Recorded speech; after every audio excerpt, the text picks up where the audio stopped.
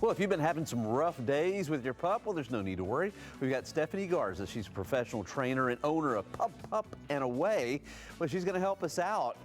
Okay, who's your friend? Well, this is my dog, Rishi. She's a 6-year-old Schnauzer. All right, that is a smart. I can just look at this dog and see this dog is well trained. Hey, what kind of style of training do you use? Yeah, so we are positive reinforcement trainers, which means that we are building favorable consequences but behind behaviors that we like sitting down. Because unfortunately, doggy behaviors that we don't like running and jumping, those are all self-rewarding behaviors. So we try to cue in on the behaviors that we like. So positive reinforcement. So give me an example of a negative reinforcement. Negative reinforcement would mean you're taking something away in an effort to increase the likelihood of a behavior. Okay. Yeah, positive, negative doesn't mean good or bad. It means adding or taking something away. Oh, that's great. Okay, what is the first thing? Say I've got a dog, I just got him, and I want to train him. What is the first thing that you want to teach? First thing I always like to teach is a marker word. This is going to be helpful so your dog can understand what behaviors you're actually reinforcing, and then it also helps you get rid of treats later. Okay, I'm going to kind of do this secretly.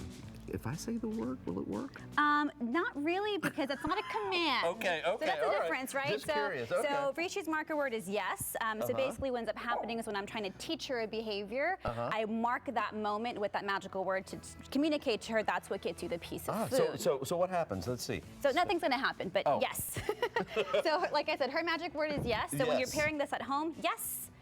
Give a snack. Oh, look at that. Yes. Okay. Grab a snack, give a snack. So then what ends up happening later, reach down, sit. Yes, the moment she does what you want, that's what you mark the moment with, and that allows for you to later get treats out of your hand. Rishi, you're so smart. Okay, what's the biggest mistake that you can make? Biggest mistake that I see is not weaning off of food soon enough whenever we're in a training scenario. Keep doing the snacks. Yes. So 3 months later, you come back to me and you say, my dog will only know how to sit, but only when I have a piece of food. Well, that's because we always reached into our pouch, then asked for the sit, and then that's how we got the behavior. So our dogs changed our behaviors for their behavior. So if you're going on 6-7 years and you still have a pouch and it's the same thing, that's a bad thing. We want to wean off of that for sure. Right. So your dog can do things. How long is that weaning process, would you say? It's pretty quick. The biggest mistake also that I see is we go too far too quickly. You want to systematically wean off. You don't want to go cold turkey. That's the best way for all your good work and those good behaviors that you just built to go down. Okay, all right.